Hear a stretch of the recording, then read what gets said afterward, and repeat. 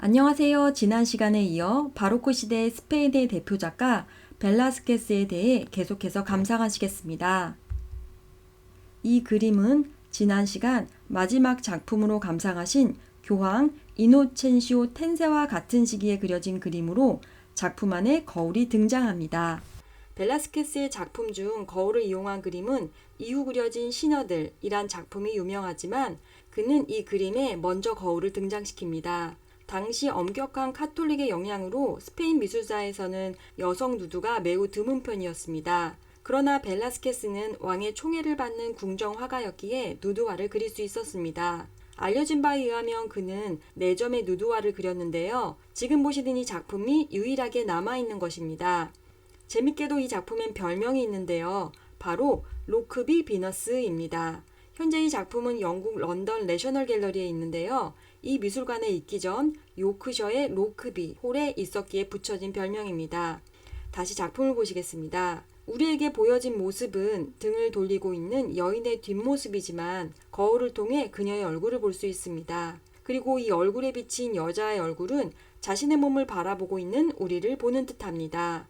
그런데 어떤 미술학자의 말에 따르면 여기 거울에 비친 여자의 얼굴 모습이 좀 이상하다고 하는데요. 왜냐면 각도상 이 여자의 얼굴이 이런 모습으로 비출 수 없기 때문이라고 합니다. 참고로 이 작품 모델의 여인은 벨라스케스의 연인이라고 합니다. 자, 이제 보실 작품은 그의 대표작 시녀들입니다.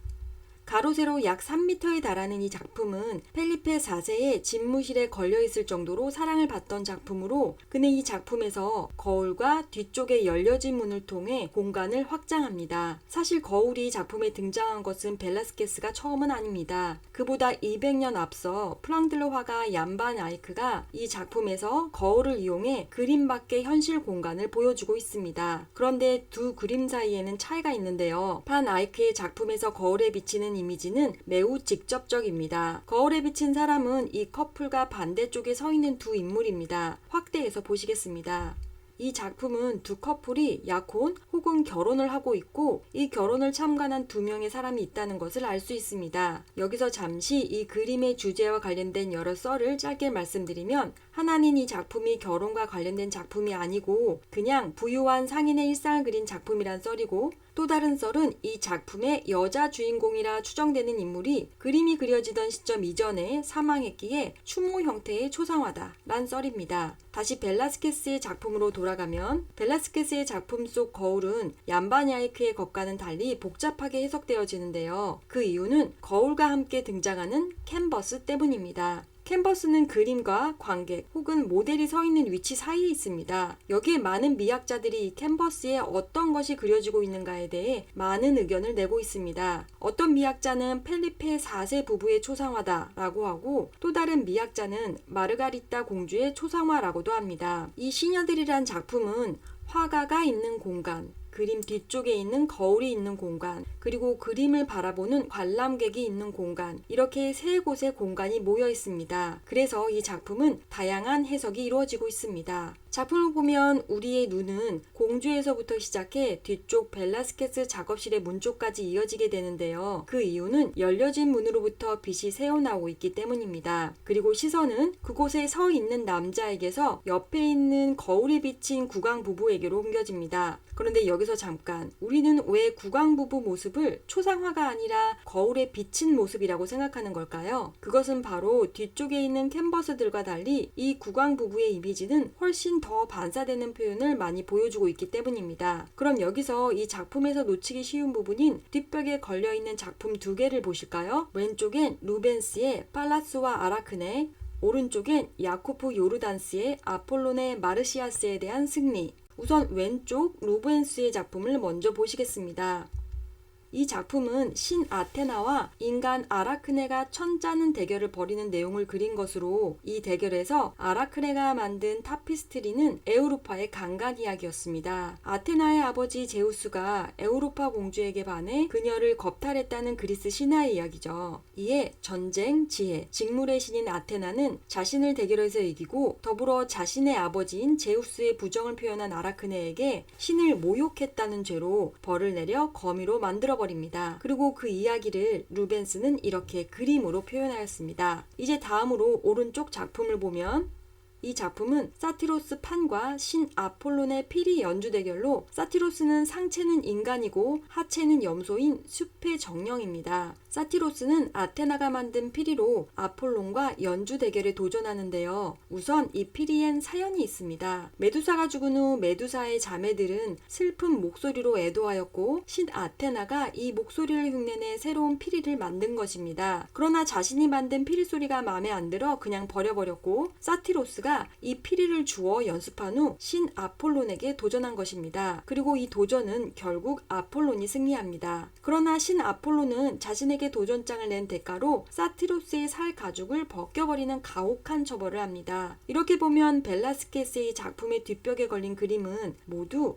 인간이 신에게 도전해 폭망한 이야기를 담고 있는 작품들이네요. 하지만 어쨌든 자신들만의 예술 테크닉을 통해 신에게 도전했다는 점이 매우 인상적입니다. 자, 그럼 다시 그림 전체로 돌아와 여기서 한 가지 더 흥미로운 사실이 있는데요. 이 그림의 배경이 된 벨라스케스의 작업실은 사실 펠리페 4세의 아들 까를로스의 방이었습니다. 그런데 왕자가 죽자 국왕이 이 방을 벨라스케스에게 작업실로 내어주었습니다. 이렇게 펠리페 4세의 총애가 대단했기에 그의 사후 산티아고 기사단에 들어갈 수 있었고, 이렇게 산티아고 기사단의 상징인 십자가가 이 작품에 덧 그려질 수 있게 됩니다. 일설에는 아마추어 화가였던 국왕이 직접 그려넣었다는 이야기도 있습니다. 벨라스케스의 작품은 후대 작가들에게도 많은 영향을 주었는데요.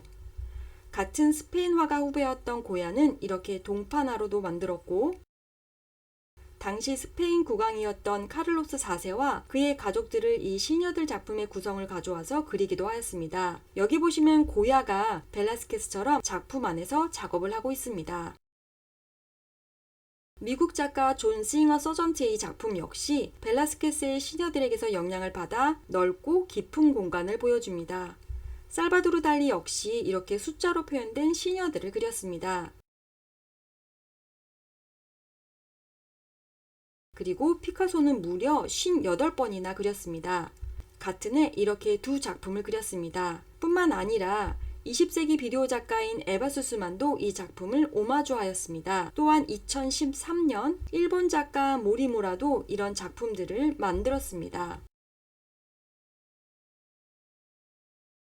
자, 그럼 이제 마지막 작품을 감상하시겠습니다. 벨라스케스의 말년의 대표작입니다. 방금 보셨던 시너들 작품의 뒷벽에 걸린 루벤스의 팔라스와 아라크네 기억나시나요? 바로 이 작품이었죠. 같은 주제로 벨라스케스도 그렸습니다. 이 작품은 맨 처음 그냥 타피스트리 작업장에서 일하는 여성들을 그린 것으로 여겨졌는데요. 그런데 1948년 한 미술학자에 의해 이 그림이 사실 그리스 신화에 나오는 아라크네 이야기를 암시한다는 것이 발견되었습니다. 이 작품은 앞부분과 뒷부분으로 화면 구성이 나눠지는데요. 작품의 앞부분은 신 아테나와 인간 아라크네가 천짜는 대결을 벌이는 모습입니다. 왼쪽은 늙은 여인으로 변신한 신 아테나, 오른쪽은 아라크네의 뒷모습입니다.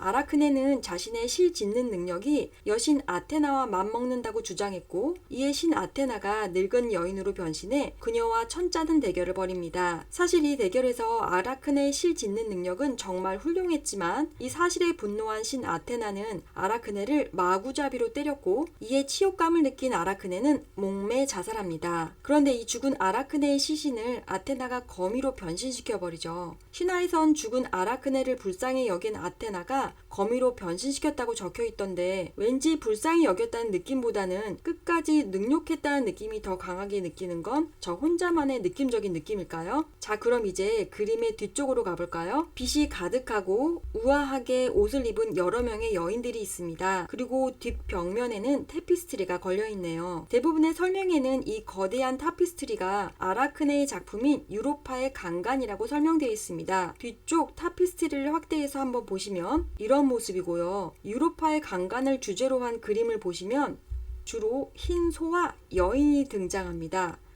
그런데 뒷벽면에 걸린 타피스트리의 모습은 그런 모습이 아니죠. 그래서 자료를 좀 더 찾아보니 한 자료에 뒷벽면에 걸린 타피스트리에 왼쪽에 투구를 쓰고 팔을 위로 올리고 있는 사람은 신 아테나이고, 반대편에 서 있는 여인은 아라크네라고 하는데요. 그래서 그림의 앞쪽에서는 배틀 짜는 경연, 배틀로 배틀하는 모습이 보이고, 뒤쪽에는 이렇게 아테나에게 도전했다가 벌을 받는 아라크네의 미를 모습을 보여주고 있다고 말합니다. 저는 이 해석이 더 옳은 것 같은데요. 여러분은 어떻게 생각하시나요? 오늘까지 2부에 걸쳐 좀 길게 벨라스케스의 생애와 대표 작품들을 살펴보았습니다. 제가 만든 영상이 벨라스케스의 작품을 감상하시는데 도움이 되셨기를 바라며 지금까지 함께 해주셔서 정말 감사드립니다. 다음번 또 다른 예술가들을 조사해 다시 찾아뵙도록 하겠습니다. 정말 감사합니다.